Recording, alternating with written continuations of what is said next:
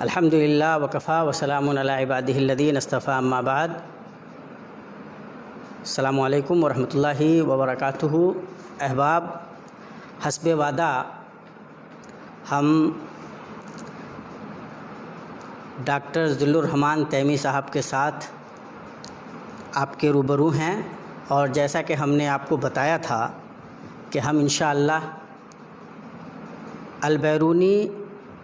پر گفتگو کریں گے۔ ان کے جو سائنسی کارنامے رہے ہیں ان پہ ہماری گفتگو ہوگی، اور خاص طور سے انہوں نے جو ہندوستان کا مطالعہ کیا ہے، ہندو مذہب کا مطالعہ کیا ہے، ہندوستانی معاشرت پہ جو ان کی نگاہ رہی ہے، اس تعلق سے انشاءاللہ ہم ڈاکٹر صاحب سے گفتگو کریں گے۔ ڈاکٹر صاحب محتاج تعارف نہیں ہیں، آپ ہندوستان کی مشہور تعلیمی درسگاہ جامعہ امام ابن تیمیہ کے فارغ ہیں۔ آپ نے ایک زمانے تک طوبہ کو ایڈٹ کیا ہے، اس کے ایڈیٹر رہے ہیں۔ آپ جواہر لال نہرو یونیورسٹی سے پی ایچ ڈی کیے ہوئے ہیں، اور جو اچھی بات ہے، اہم بات یہ ہے کہ آپ کے پی ایچ ڈی کا جو موضوع رہا ہے وہ البیرونی کی کتاب جو مال الہند کے نام سے مشہور ہے وہی کتاب رہی ہے، اور اسی کا آپ نے تجزیاتی تنقیدی مطالعہ کیا ہے، اور بہت ہی معتبر طریقے سے الحمدللہ آپ نے یہ کام کیا ہے۔ اس خاص حوالے سے ہمارے ذہن میں یہ بات تھی کہ اس کتاب کے تعلق سے ڈاکٹر صاحب کے جو ویوز ہیں، اور کیا اس پورے مرحلے میں انہوں نے کیا کیا پایا ہے، آج کی نسل کس طرح سے استفادہ کر سکتی ہے، ہمارے جو بزرگ تھے، ہم سے پہلے کے لوگوں نے کس طرح سے دنیا کو دیکھنے کی کوشش کی، اور کس طرح اپنے نقوش اس دنیا پہ انہوں نے ثبت کیے، اور کس طرح ہم سیکھ سکتے ہیں، ان تمام حوالوں کو ذہن میں رکھتے ہوئے ہم نے ڈاکٹر صاحب کو زحمت دی ہے۔ آپ ماشاءاللہ کئی کتابوں کے مصنف بھی ہیں، کئی کتابیں الحمدللہ آپ کی سامنے آ چکی ہیں، آپ مستقل لکھتے رہتے ہیں، سوشل میڈیا پہ بھی الحمدللہ آپ کافی ایکٹیو ہیں، اور مختلف محاذوں پہ قوم و ملت کی بے خواہی کے لیے آپ کام کرتے رہتے ہیں۔ اللہ تبارک و تعالیٰ سے دعا ہے کہ اللہ تبارک و تعالیٰ آپ کی ان تمام کوششوں کو قبول کرے۔ ہماری خوش نصیبی ہے کہ ہمیں آپ کے ساتھ کام کرنے کا موقع مل رہا ہے۔ آپ جامعۃ الامام محمد بن سعود الاسلامیہ میں اسسٹنٹ پروفیسر بھی ہیں، اور ساتھ ہی حرم مکی میں فوری مترجم کی حیثیت سے آپ اپنا فریضہ انجام دے رہے ہیں۔ شیخ، بہت زیادہ ہم شکر گزاری کا مظاہرہ کر رہے ہیں، ہمیں بہت احساس ہے انشاءاللہ کہ ہمارے احباب کافی استفادہ کر سکیں گے۔ مسلمانوں کا جو ماضی ہے وہ خاص طور سے ایسے بھی بات کی جاتی ہے تو لوگ کہتے ہیں کہ مسلمان پیدرم سلطان بدھ کی نفسیات میں جیتے ہیں، لیکن جب ہم البیرونی کو دیکھتے ہیں تو ایک ایسی شخصیت جو کئی محاذوں پہ اپنے نقوش ثبت کرنے میں کامیاب ہے، اور جو گویا کہ کئی راہیں روشن کر رہی ہے۔ وہ شخصیت کیا تھی؟ البیرونی ہے کیا؟ وہ جس کو دنیا اتنے احترام سے دیکھتی ہے، اور بڑے بڑے لوگ ان کے بارے میں کیا کیا باتیں کہتے ہیں، تو ان کا اگر پہلے اجمالی طور پہ مختصر تعارف سامنے آ جائے تو انشاءاللہ ہمارے سامعین کو کافی فائدہ ہوگا۔ جزاکم اللہ خیرہ۔ یہ جو موضوع ہے ابو الریحان البیرونی اور ان کے سائنسی اور علمی اور تحقیقی کارنامے، اور دنیا پر یعنی انسانی دنیا ہو یا علمی دنیا ہو یا تحقیقی دنیا ہو یا ریسرچ کی دنیا ہو یا مختلف علوم و فنون میں گوناگون کارنامے انجام دینے کی دنیا ہو، اس میں البیرونی نے جو اپنا رول ادا کیا ہے وہ مثالی بھی ہے،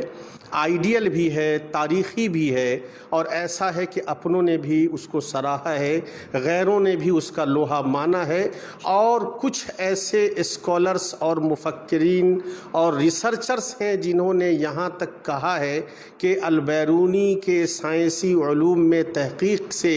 استفادہ کیے بغیر کوئی تحقیقی کام نہیں ہو سکتا ہے۔ اور خاص طریقے سے آپ نے جو ایک چیز ذکر کی، ایک جملہ ذکر کیا کہ پیدرم سلطان بود والی کیفیت میں مسلمان جیتے ہیں، تو اگر جغرافیہ کے حوالے سے ہی صرف ہم بات کر لیں کہ جغرافیہ میں اور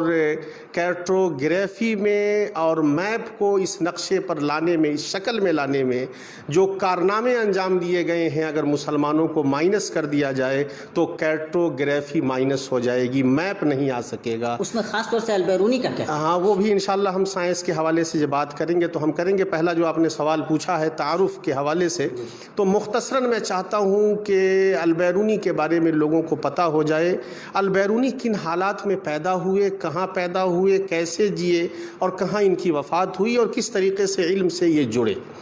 ابو الریحان البیرونی ظاہر ہے کہ سب لوگ اسی نام سے ان کو جانتے بھی ہیں. ویسے محمد بن احمد ان کا اصل نام تھا, محمد ان کا نام تھا, ان کے والد محترم کا نام احمد تھا, اور خوارزم میں یہ پیدا ہوئے تھے. خوارزم ایک اسلامی ریاست تھی, اور خوارزم خلافت بنو عباسیہ کے زمانے میں یعنی عباسی پیریڈ میں خوارزم میں جس وقت ان کی پیدائش ہوئی تھی اس وقت کچھ ایسے ممالک تھے جو آزاد طریقے سے کام بھی کر رہے تھے اور جڑے ہوئے بھی تھے خلافت کے ساتھ, تو اس طرح کے ممالک میں تھے. خوارزم ایک ملک تھا, اور ابو الریحان البیرونی نے وہیں آنکھیں کھولیں, اور وہیں پر جو ایک نظامی درس کا تدریس کا سلسلہ تھا مسلم دنیا میں, اسی درس نظامیہ کے مطابق انہوں نے تعلیم حاصل کی, خواہ وہ فقہ کی ہو, اسلامی معلومات کی ہو, دینیات کی ہو, زبانوں کی ہو, یا اس زمانے میں ان تمام دینی علوم کے ساتھ ساتھ عصری علوم جیسے ریاضیات, جغرافیہ, سائنسز میں بھی مختلف علوم و فنون, اس کی تعلیم انہوں نے حاصل کی. 11 سال کی عمر تک البیرونی اس طریقے سے درس نظامی کے مطابق تعلیم حاصل کرتے رہے. سن ولادت ان کی کیا, کس سن میں؟ 973 عیسوی میں البیرونی پیدا ہوئے, 973 میں پیدا ہوئے. اور اگر ہم اس کو دوسرے اعتبار سے دیکھتے ہیں کہ عباسی خلافت کا یہ وہ دور ہے جو تیسری صدی میں پہنچ چکا ہے, یعنی 2 صدیاں عباسی خلافت کی گزر چکی ہیں اور تیسری صدی آ چکی ہے. اس کے ساتھ ساتھ ایک چیز اور میں سامعین کو بتانا چاہیں گے, جو لوگ عباسی حکومت اور عباسی خلافت کا مطالعہ کیے ہوں گے وہ تو جانتے ہی ہوں گے, لیکن ہمارے بہت سارے سامعین اگر عباسی خلافت کے دور سے مکمل طور پہ علمی طور پہ, سیاسی طور پہ, علمی طور پہ اگر گہرائی سے مطالعہ نہیں کیے ہوئے ہیں جو لوگ, ان کو میں بتانا چاہوں گا کہ پہلی جو صدی رہی عباسی خلافت کی وہ صدی گولڈن ایج کے نام سے جانی جاتی ہے. 100 سال تک مکمل کمانڈ خلافت بنو عباسیہ کے افراد میں تھا, فوج کے اعتبار سے بھی, حکومت کے اعتبار سے بھی, تحقیق و ریسرچ کے اعتبار سے عربوں کے ہاتھ میں تھا. اور دوسری صدی میں ترکی انفلوئنس بڑھتا ہے بحیثیت فوج, اور تیسری صدی میں بویہیوں کا اثر و رسوخ بڑھتا ہے بحیثیت حکومت, حکمراں یا وزراء. اور چوتھی صدی میں یعنی 4 صدیوں کے بعد 5ویں صدی میں سلجوقیوں کا اثر و رسوخ بڑھتا ہے, اور 5ویں جو صدی ہے وہ انتعاش کا زمانہ کہا جاتا ہے, یعنی پھر دوبارہ ابھرنے کا زمانہ تھا خلافت بنو عباسیہ کا. تو کل ملا کر کے ابو الریحان البیرونی نے عباسی خلافت کے اس دور میں آنکھیں کھولی ہیں, پرورش پائی ہے, تعلیم حاصل کی ہے, جب بویہیوں کا اثر و رسوخ بڑھتا جا رہا ہے اور ترکیوں کو بھی پیچھے کرتا ہوا جا رہا ہے. اور در پردہ مورخین لکھتے ہیں کہ اندرونی طور پر بویہیوں اور ترکیوں کے بیچ آپسی جو ہے نا وہ مطلب کمپٹیشن کہیے یا رساکشی کی کیفیت پیدا ہو چکی تھی, اور اس کے نتیجے میں بہت سارے مسلم ممالک آزاد ہوتے جا رہے تھے. مکمل تو نہیں, لیکن حکومت کے اعتبار سے یا بہت اعتباروں سے خوارزم اسی میں ایک ملک تھا. اور یہی نہیں بلکہ ایک مسلم ملک دوسرے مسلم ملک پر حملہ کرنے کا بھی ہو گیا تھا, وہ سلسلہ بھی شروع ہو گیا تھا. تو ابو الریحان البیرونی نے انہی حالات میں آنکھیں کھولی. 2-3 چیزیں اور میں تعارف کے حوالے سے بتانا چاہوں گا. ایک چیز تو یہ بتائی کہ 11 سال کی عمر تک انہوں نے عام نظام جو درسی نظام تھا اس زمانے کا, جس میں علوم عصریہ اور علوم دینیہ کو ساتھ پڑھایا جاتا تھا, سائیڈ بائی سائیڈ پڑھایا جاتا تھا. 11 سال تک تعلیم حاصل کر رہے ہیں, اور جب ہم یہ گفتگو کر رہے ہیں کہ وہ علوم عالیہ اور علوم دینیہ جو ہے دونوں کا اچھا سنگم تھا وہاں, تو وہ کون کون سی چیزیں تھیں جو وہ پڑھ رہے تھے؟ انہوں نے جیسا کہ میں نے بتایا, ایک تو فقہ پڑھی. دینی علوم میں جو چیزیں پڑھائی جاتی تھیں اس میں بہت زیادہ تفصیل تو نہیں ملتی ہے, لیکن دینیات کے نام سے جو بھی ان کے اوپر جن لوگوں نے بھی لکھا ہے تو انہوں نے لکھا ہے کہ دینیات انہوں نے پڑھی. دینیات میں ہو سکتا ہے حدیث بھی ہو, تفسیر بھی ہو, وغیرہ وغیرہ. بہت زیادہ تفصیل چونکہ کسی بھی رائٹر نے میری نظر سے نہیں گزرا, صفدی سے لے کر کے دوسرے زرکلی وغیرہ کو بھی میں نے پڑھا, یا حالیہ جو مؤرخین ہیں اور مؤلفین ہیں ان کو بھی پڑھا, تو وہ صرف دینیات کا ذکر کرتے ہیں. البتہ فقہ کا ذکر آتا ہے کہ فقہ بھی پڑھی, دینیات بھی پڑھی. اور تیسری چیز زبان کے پڑھنے کا بہت اچھا رواج تھا. تو ایک تو خوارزم میں تھے تو ان کی لوکل لینگویج تھی خوارزمی ان کی مدر ٹنگ تھی, اس کو پڑھا, ساتھ ساتھ عربی زبان پڑھی, ساتھ ساتھ فارسی زبان پڑھی. تو زبانوں کا بھی علم انہوں نے حاصل کیا, اور اس کے ساتھ ساتھ عصری علوم پڑھا, جس میں فارسی زبان جو وہ سیکھ رہے ہیں یا حاصل کر رہے ہیں وہ وہیں خوارزم میں رہ کر کے ہی حاصل کیا. چونکہ خوارزم اور ایران کا جو ہے نا بہت گہرا تعلق بھی ہے, ہے اور بہت زیادہ کلچرل ایک دوسرے کا کلچرل ایکسچینج پہلے سے رہا ہے، یعنی اسلامی حکومت میں آنے سے پہلے ایون کہ خوارزمی جو زبان ہے اپنے آپ میں جس طریقے سے ہم ہندوستان کی بہت ساری زبانوں کو دیکھتے ہیں، پنجابی کو ہندی سے ملتا ہوا یا بہت ساری اس طرح کی زبانیں، تو اثر و رسوخ ایک دوسرے کا اثر قبول کرتی رہی ہیں. تو انہوں نے دینی علوم سیکھا، عصری علوم زبانیں سیکھیں، اور عصری علوم میں جو متداول علوم تھے جیسے ریاضیات، علم فلکیات، اجرام سوامیہ کا علم اور اسی طریقے سے جغرافیہ کا علم انہوں نے سیکھا. ان میں ایک خاص بات کیا رہی جس نے البیرونی کو بیرونی بنا دیا اور ایک بہت زبردست چینج آیا ان کی زندگی میں، وہ یہ رہا کہ 11 سال کی عمر سے ہی ان میں تحقیق، ریسرچ اور ایکسپیریمنٹ کا، جس کو ہم کہتے ہیں پریکٹیکل ریسرچ جس کو کہتے ہیں، ایکسپیریمنٹ کا ان کے اندر شوق پیدا ہو گیا 11 سال کی عمر میں. اور وہ شوق پیدا ہوا عصری علوم کو پڑھنے، فلکیات کو پڑھنے یا سائنسز، حیاتیات، نباتیات کو پڑھنے سے ان کے اندر ایک شوق پیدا ہوا. جب ہم ان علوم کی بات کرتے ہیں، فلکیات کی، نباتات، اجرام سماویہ کی، تو یہ وہ علوم ہیں جو اول وہلہ میں جو اسلامی علوم جو دینیات سے ریلیٹڈ ہیں اس سے بہت زیادہ مطلب نزدیک نظر نہیں آتے ہیں. اور عباسی دور کی جب ہم بات بھی کر رہے ہیں تو کیا اس وقت اور بھی کچھ ایسے بڑے اسکالرس تھے جن سے ان کو مدد ملی ہوگی، جن سے انہوں نے سیکھا ہوگا؟ جی اور بالکل، اس وقت عرب دنیا میں موجود رہے ہیں. بالکل. یہ جو ہے نا بہت اہم سوال ہے کہ کیا خود ان کے ذہن میں اس طرح کے تحقیق اور سائنسی علوم کے پڑھنے کا ایک شوق پیدا ہوا یا ان کو اس طرح کی مدد ملی؟ دیکھیے، ایک چیز یہ ہے کہ جب ہم جس ماحول میں رہتے ہیں، جس اسکول یا مدرسے میں پڑھتے ہیں، اور اس کا جو ماحول ہوتا ہے، وہ ماحول اور بچے کی اپنی دلچسپی دونوں مل کر کے اس کو ایک ڈائریکشن دیتی ہے. تو اس زمانے میں البیرونی نے جس ماحول میں تعلیم حاصل کی وہاں پر علوم دینیہ بھی ہیں، علوم دنیاویہ بھی ہیں، اور دونوں علوم، عصری علوم اور دینی علوم کے مبادیات کو انہوں نے سیکھ لیا ہے. ان کی عمر 11 سال کی ہے اور ان کے اندر ایک جذبہ پیدا ہو گیا ہے سائنسی تحقیقات کا، اور اس سائنسی تحقیقات کے لیے نکل پڑتے ہیں. وہاں پر بہت کچھ نہیں ہے، بہت سائنٹیفک ریسرچ کے لیب نہیں ہے، لیکن جو خدائی نظام کا لیب ہے وہ ہر جگہ پوری دنیا میں موجود ہے. اور وہ ہمارے اور آپ کے لیے بھی ہے. وہ لیب ان کے لیے جو سب سے پہلا لیب تھا، وہ لیب تھا نباتات اور جمادات اور باغوں کی دنیا. جیسے درخت آج بھی ہمارے گاؤں میں بہت سارے آموں کے درخت ہیں، پھولوں کے درخت ہیں، باغات ہیں. یہ کوئی ایسا گاؤں مجھے نہیں لگتا ہے جہاں پر اس طرح کے باغات نہ ہو. اور آپ کا جو سوال ہے کہ کیسے ان کو ڈائریکشن ملا عالم اسلام سے یا خود خوارزم سے، تو اس کی کہانی بھی میں بتا دینا چاہتا ہوں کہ 11 سال کی عمر میں یہ بچہ جب پڑھ کر کے شام میں باغات کی طرف نکلتا ہے، نباتات، جمادات کو دیکھنے، درختوں کو دیکھنے اور طرح طرح کے پھولوں کو دیکھنے کے لیے نکلتا ہے، وہیں پر ان کی ملاقات ایک یونانی عالم سے ہوتی ہے جو گریک اسکالر اسی باغات میں گھوم رہا ہے. اور وہ باغ ایسا ہے جہاں پر کچھ عقاقیر، جس کو جڑی بوٹیاں ہم کہتے ہیں، اس جڑی بوٹیوں کے کچھ اجزاء اور یا کچھ درخت یا کچھ پودے اس باغات میں موجود ہیں. ان پودوں کو ڈھونڈنے کے لیے وہ طبیب جو ہے نا، وہ یونانی اسکالر، ڈاکٹر نکلا ہوا ہے اور وہاں تک پہنچتا ہے. اور وہاں پر یہ 11 سال کا بچہ بھی ہے اور وہ ڈاکٹر کو کچھ پیڑ پودے اس طرح کے مل جاتے ہیں جو جڑی بوٹیوں والے ہوتے ہیں، جن سے علاج کسی مرض کا اسے کرنا ہوتا ہے. البیرونی اسے دیکھتے ہیں اور البیرونی اس کو، اس درخت کو یا پودے کو یا اس کے پھل کو یا اس کے پتوں کو توڑتے ہوئے دیکھتے ہیں. البیرونی کو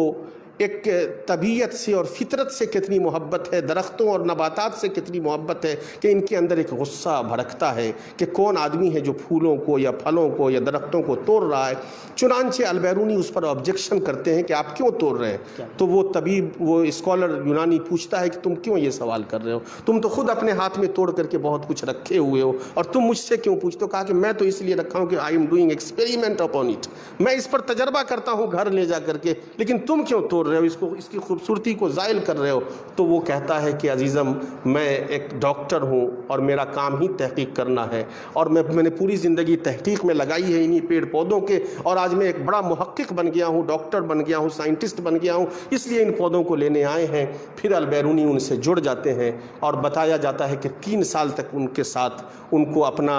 پیشوا، معلم، مدرس، گائیڈ بنا لیتے ہیں. اور ان کا نام کیا؟ ان کے نام کے بارے میں کسی مؤلف نے ان کے نام کا ذکر نہیں کیا ہے، اور بس یونانی عالم کے نام سے ذکر کرتے ہیں. عرب مؤرخین لکھتے ہیں عالم یونانی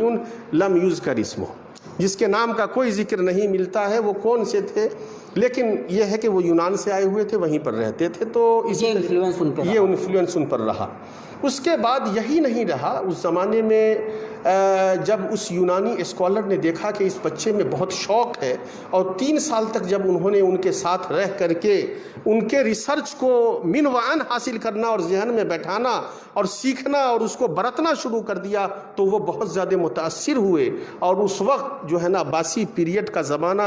گولڈن پیریڈ اور اکیڈمک پیریڈ اسی طرح نہیں کہا جاتا ہے، اس وقت ہر عباسی حکومت کے دارالحکومت میں تو تھا ہی اسکالرس اور سائنٹسٹ کا ایک خاص کارنر، ایک خاص علاقہ ایریا ہوا کرتا تھا، ایون کہ دیوان ملکی میں جس کو رویل پیلیس کہا جاتا ہے۔ یہی نہیں بلکہ جو چھوٹی چھوٹی مسلم ریاستیں ہوتی تھیں جو کسی طور پر آزاد بھی تھیں، ان کے تابع بھی تھیں، وہ تمام ریاستیں اپنے رویل پیلیس میں کچھ اسکالر، سائنٹسٹ، ہسٹورینز اور خاص طریقے سے علوم فلکیات کے ماہرین کو رکھتے تھے۔ چنانچہ وہاں بھی 2 بڑے اسکالر ہوا کرتے تھے خوارزم کی حکومت کے رویل پیلیس میں۔ تو اس یونانی عالم نے جاتے جاتے جب 3 سال کے بعد وہ جانے لگے خوارزم چھوڑ کر کے، تو انہوں نے ان دونوں اسکالر سے ان کی ملاقات کروائی، جس میں ایک عبدالصمد، خاص طریقے سے عبدالصمد ایک سائنٹسٹ ہیں، ان کا بھی نام آتا ہے، اور جن کے ساتھ بعد میں خود مسلم حکمرانوں نے بہت اچھا نہیں کیا۔ تو اس طریقے سے ایک شوق البیرونی میں پیدا ہوتا ہے، اور البیرونی نے اس طریقے سے تحقیقات اور تجربات کی دنیا میں جو سفر شروع کیا، وہ آگے جا کر کے ایک ماہر جغرافیہ، ماہر فلکیات، ماہر اجرام سماویہ، ماہر ریاضیات، ماہر mechanical engineering and mechanical sciences, اور اس طریقے سے جیومیٹری وغیرہ میں سرکمفرنسز وغیرہ کو، سرکل کو دیکھنے اور جاننے کا جو علم ہے، اس کی مبادیات کی ایجاد وغیرہ، یہ سب کارنامے انہوں نے انجام دیے۔ یہ ہم جب اس حیثیت سے دیکھتے ہیں کہ ایک طالب علم اپنے شوق کو پورا کرنے کے لیے کن کن راہوں سے گزر رہا ہے، پھر کیا کیا راستے اسے مل رہے ہیں، ماشاءاللہ جو وہ کام کر رہے ہیں اس کے اثرات کتنے مرتب ہو رہے ہیں سماج پہ، سوسائٹی پہ، یا ان کو جو ایک عالم کی حیثیت سے، ایک سائنسداں کی حیثیت سے یہ جو مقام مل رہا ہے، وہ کس طرح سے اس سماج میں، اس سوسائٹی میں سامنے آ رہا ہے؟ دیکھیے، یہ جو اس زمانے کا، اس دور کے جو حالات ہیں، ان کا جب ہم جائزہ لیتے ہیں تو ظاہر ہے علم کی اہمیت بہت ہے، اور البیرونی جیسا کہ میں نے ذکر کیا شروع سے ہی ایک عظیم شوق کے اور عظیم صلاحیت کے انسان ہیں۔ 11 سال کے بچے کو ایک بڑا سائنسداں یا بڑا میڈیسین کا یا جڑی بوٹیوں کا ماہر اپنے اتنا قریب کرے، ظاہر ہے وہ ایک ان نیچرل نہیں ہو سکتا یا غیر عادی نہیں ہو سکتا، اس کے اندر کچھ نہ کچھ خصوصیات رہی ہوں گی۔ تو البیرونی میں وہ خصوصیات تھیں جس کی وجہ سے لوگ ان کی طرف اٹریکٹ ہوتے تھے، اور جہاں بھی وہ جاتے تھے وہاں پر اپنا اثر چھوڑتے تھے۔ اور ظاہر ہے یہ تبھی ممکن ہو سکتا تھا جب سوسائٹی یا حکومت یا اس وقت کے حالات میں ایسے لوگوں کو ابھرنے کے سازگار مواقع ملیں، ورنہ ہم نے دیکھا ہے بہت سارے ایسے ڈاکٹروں کو بھی جن کے پاس بڑی صلاحیتیں تھیں، حالات نہیں ملے، تحقیق کے میدان نہیں ملے، اور جس کے نتیجے میں ان کی صلاحیتیں برباد ہو گئیں۔ تو شیخ، جیسے وہ اتنے بڑے عالم ہیں، ان میدانوں میں ہم جیسے فلکیات کی بات کر رہے ہیں یا نباتیات کی بات کر رہے ہیں، اجرام سماویہ کی بات کر رہے ہیں، ان میدانوں میں ان کا چھوڑا ہوا کوئی ورثہ ریٹن فارم میں ابھی موجود ہے، دستیاب ہے، یا اس پہ کچھ کام وام ہوا ہے؟ جب ہم ریٹن فارم کی بات کرتے ہیں کہ کیا ابو الریحان البیرونی کے کچھ دستاویزات یا کچھ تحقیقات یا کچھ ریسرچ یا کچھ ایکسپیریمنٹ موجود ہیں یا نہیں موجود ہیں، یہ بہت اہم سوال ہے، اور جسے ہمیں جاننا بھی چاہیے اور ہماری نئی نسل کو، نئی پیڑھی کو سمجھنا بھی چاہیے۔ تو اس سلسلے میں خاص طریقے سے 6-7 چیزوں کا ذکر کرنا بہت ضروری اور اہم ہے۔ البیرونی نے جن حالات میں اپنی تحقیق کا سفر شروع کیا، ظاہر ہے جیسا کہ میں نے بتایا ہے وہ 10ویں صدی عیسوی کا آغاز ہے، اور 11ویں صدی عیسوی کا جو ہے نا کی ابتدا ہے، اور اس وقت بہت ساری تحقیقات ہو رہی تھیں۔ 6ٹھی صدی سے بھی بطور خاص بہت ساری زبردست قسم کی تحقیقات مسعودی سے لے کر کے جو دوسرے مسلم سائنسداں ہیں ان لوگوں نے کر دیا تھا۔ ڈیجیٹل لاک کا ایجاد ہو، یا ڈیجیٹل گھڑی کا ایجاد ہو، یا ہوائی جہاز کے مبادیات کا ایجاد ہو،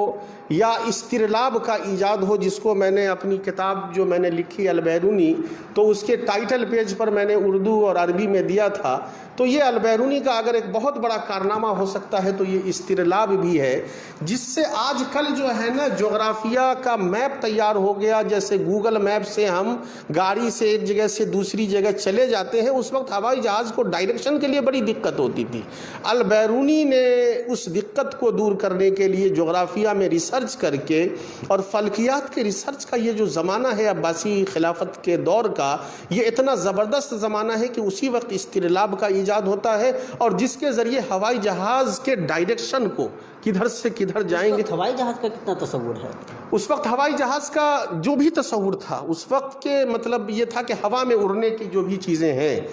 اور یا ہوا میں اگر ہم جاتے ہیں تو ڈائریکشن ہم کیسے پتہ کریں گے. تو فلکیات میں بیسیکلی جن چیزوں پر غور ہوتا ہے اس میں سے ایک چیز یہ بھی ہے. تو اس وقت جو ہے نا ہوا میں اگر ہم جاتے ہیں تو ڈائریکشن کیسے طے کریں گے، اس کے لیے استرلاب کا ایجاد کیا گیا، جو بعد میں ڈیولپ ہو کر کے پھر وہ میپ کی شکل میں، ایئر میپ کی شکل میں آ گیا. تو جو دوسرا سوال آپ کا جو ہے کہ انہوں نے کیا چھوڑا، کیسے ہم اس کو سمجھیں گے. دیکھیے انہوں نے بہت ساری کتابیں چھوڑی ہیں،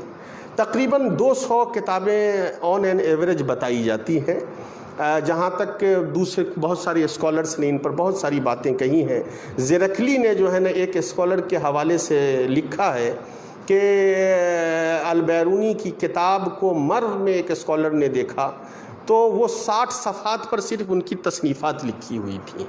60 پیجز پر صرف کتابوں کا نام لکھا ہوا تھا. آن این ایوریج آج کل جو ہم لوگ کتابیں لکھتے ہیں تو ایک پیج پر 20 سے 30 کتابوں کا نام لکھتے ہیں. اگر 60 کے حساب سے دیکھیں تو تقریباً 1800 سے 2000 کتابیں یا ریسرچ یا مقالات سب مل کر کے اگر ہم سب کو بھی لے لیں تو تقریباً 2000 کتابیں ہو سکتی ہیں. لیکن بہت ساری چیزیں ملی، بہت ساری نہیں ملی. جو ملی ہیں اس میں تقریباً 180 90 یا میکسیمم 200 کتابوں کا جو ہے نا نام ہو سکتا ہے. ہم نے بھی تقریباً ان کی 160 کتابوں کا نام اس کتاب میں ابو الریحان البیرونی پر جو میں نے لکھی ہیں ذکر کیا ہے.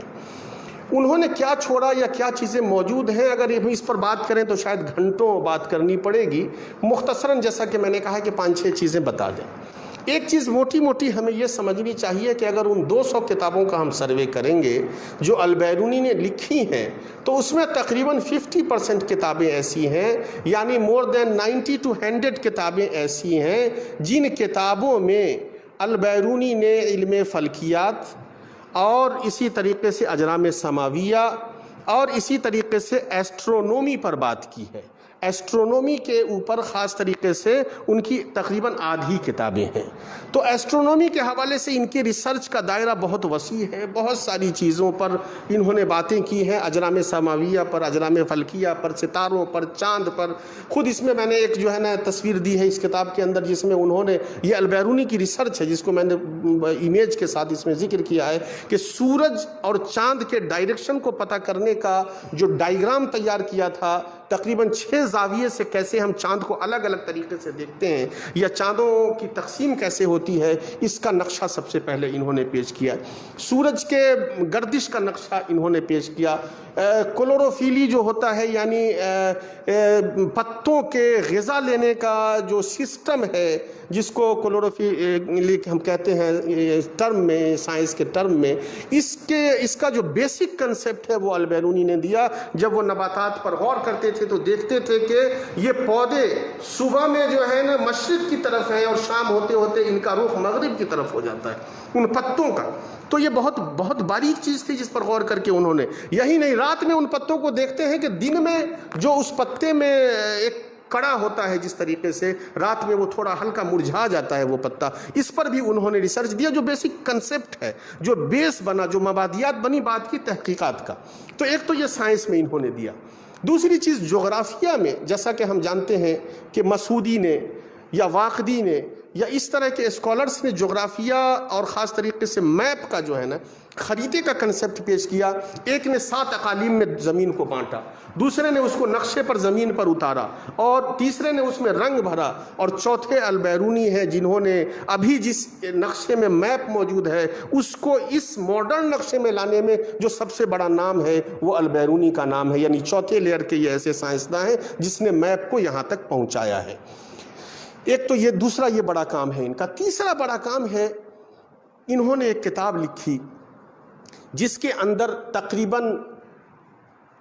1000 سال کی تاریخ کا ذکر کیا ہے، اور انہوں نے 1000 سال کی تاریخ یعنی حضرت عیسیٰ علیہ السلام کی پیدائش سے لے کر کے 1000 سال تک، ظاہر ہے کہ ان کی پیدائشی 973 میں ہوئی، تو یعنی 1000 سال کی تاریخ، اور اس وقت کس طریقے کے ماہ و شعور کا ذکر تھا، کس طریقے سے ماہ شعور نکالتے تھے، کن کن ناموں سے جانتے تھے، تو انہوں نے یونانی کلچر کا بھی مطالعہ کیا، ہندوستانی کلچر کا بھی مطالعہ کیا، عرب کلچر کا بھی مطالعہ کیا، فارسی کلچر کا بھی مطالعہ کیا، اور اس کے بعد مطالعہ کر کر کے یہ کتاب دنیا کے سامنے پیش کی، اور وہ کتاب انہوں نے انتساب کی تھی جرجان کے اس وقت کے امیر کے نام، جہاں پر وہ خوارزم پر جب شکست دیا تھا، خوارزم کو جب شکست دیا تھا جرجان کے بادشاہ نے، تو یہ جرجان چلے گئے تھے ان کے ساتھ، اور اس وقت کا دستور یہی تھا کہ اچھے سائنسدانوں کو وہ لے کر کے بھی چلے گئے تھے۔ تو جرجان وہ اس کتاب کا نام کیا ہے، اور کیا وہ کتاب ابھی بھی کہیں دستیاب ہے؟ بالکل دستیاب ہے، مخطوطے کی شکل میں بھی دستیاب ہے، اور اس کا نام ہے الاثار الباقیہ، الاثار الباقیہ عن القرون الخالدہ کے نام سے یہ کتاب موجود ہے، اور بہت اہم کتاب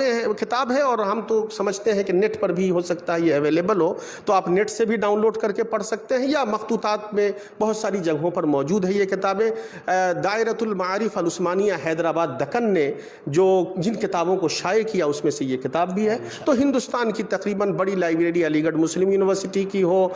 حیدرآباد یونیورسٹی کی ہو، پٹنہ کی خدا بخش اورینٹل لائبریری ہو، اس طرح کی بڑی لائبریریوں میں تو موجود ہے۔ ہو سکتا ہے کہ عرب دنیا کے اندر بھی بہت ساری جگہوں پر موجود ہو، لیکن دائرۃ المعارف العثمانیہ نے ان کے کاموں کو نئے سرے سے ترتیب دے کر کے مخطوطات کو جمع کر کے شائع کرنے کا جو کام کیا ہے وہ بہت بڑا کریڈٹ ہے، اور ہم تو آج بھی کہنا چاہیں گے دائرۃ المعارف العثمانیہ کے ذمہ داران سے کہ آج بھی ان کتابوں کو اثر نو اگر شائع کریں، یا جس شکل میں بھی وہ ادارہ موجود ہے، تو علوم کی خدمت بڑی بہت اہم ہوگا۔ تو دوسرا یہ کام ہے۔ تیسری چیز جو ہے نا، ایک القانون المسعودی لکھی انہوں نے۔ القانون المسعودی تب لکھی تھی جب یہ غزنہ پہنچ گئے تھے، اور غزنہ پہنچنے کے بعد انہوں نے القانون المسعودی لکھی، اور آج اگر ان کے سائنسی کارناموں کو اور ان کی صلاحیتوں کو اور ان کی تحقیقات کو اور فلکیات کی دنیا میں ان کے رول کو سمجھنا ہے تو القانون المسعودی کو پڑھیے کہ فلکیات میں کس طرح کی تحقیقات کی ہیں، اور یہی وہ القانون المسعودی ہے جس کو دیکھ کر کے پڑھ کر کے موجودہ دور کے بھی بہت سارے سائنسداں کہتے ہیں کہ کسی بھی سائنس کی تحقیق مکمل نہیں ہو سکتی ہے جب تک کہ البیرونی کے علم سے استفادہ نہ کیا جائے۔ اسی سے وہ کون لوگ ہیں جو یہ بات کہہ رہے ہیں؟ اس میں سے تو ایک بہت بڑا نام سخاو کا بھی آتا ہے، جس نے بہت بڑا کام البیرونی پر کیا ہے۔ مجھے تو لگتا ہے کہ جتنا کام اپنوں نے نہیں کیا انہوں نے کر دیا، تحقیق اور اس کو نئے سرے سے لانے یا ایڈیٹنگ وغیرہ کا جو کام ہے، مستشرقین نے بہت بڑا کام کیا ہے، اور اگر مستشرقین حضرات کی کوششیں نہ ہوتی تو شاید اس شکل میں ان کی چیزیں ہمارے پاس نہیں پہنچ سکتی تھیں۔ تو میں ان کا بہت شکر گزار ہوں، اور اس میں کوئی ایسا مذہبی معاملہ بھی نہیں ہے ان کی کتابوں میں کہ مذہبی خرد برد کریں گے۔ تو یہاں پر تو مجھے لگتا ہے کہ ان کا شوق ہے یا جذبہ ہے یا اسپرٹ ہے علم اور تحقیق کے لیے، کہ اتنی سخت عبارتیں ہیں، اتنی ٹیپیکل عبارتیں ہیں، سائنسی ٹرمینولوجی کو بیان کرنے کے لیے اس زمانے کی عربی، اور اس میں جو ہے نا ایسے الفاظ ہیں، لیکن ان الفاظ کی تحقیق اور ان الفاظ کو صحیح طریقے سے اس کی تحقیق کر کے اور اس کو سامنے لانا اور پیش کرنا، یہی نہیں اس کو انگریزی تک میں بہت ساری چیزوں کا ترجمہ ان کا کر دیا گیا ہے، کتابوں کا بھی یا مقالات کا یا بحوث کا۔ تو یہ ساری چیزیں جو ہے نا سامنے آئی ہیں۔ اسی طریقے سے جغرافیہ کے سلسلے میں جو ان کی ایک بہت اہم کتاب ہے، تحدید و نہایات الاماکن لتصحیح مسافات الاماکن، یہ ورلڈ لیول پر ایک کام کیا تھا کہ پوری دنیا کے نقشے کو سامنے رکھتے ہوئے، میں نے کہا کہ نقشہ میں رنگ بھرنے کا کام مسلم سائنسدانوں نے کیا، اور آخری شکل دینے کا کام البیرونی نے کیا، اور صرف نقشہ ہی نہیں بنایا، ان نقشے میں دوریاں کتنی ہیں۔ تو ہم یہ کہتے ہیں کہ آج کا میپ بن کر کے اور ہمیں ڈسٹینس بتا دیتا ہے کہ ایک شہر سے دوسرے شہر کی دوری کتنی ہے۔ اس کام کا آغاز اگر کسی نے کیا تھا تو وہ نام البیرونی ہے، اور ہم یہ ایسا ہوائی فائرنگ نہیں کر رہے ہیں، یہ کتاب موجود ہے جس میں انہوں نے اوتھینٹک طریقے سے ان چیزوں کو ثابت کیا ہے کہ ایک شہر سے، ایک ملک سے دوسرے ملک کی دوری کو کیسے ماپا جا سکتا ہے، اس کا پیمانہ انہوں نے وہاں پر دیا ہے۔ اور یہی نہیں،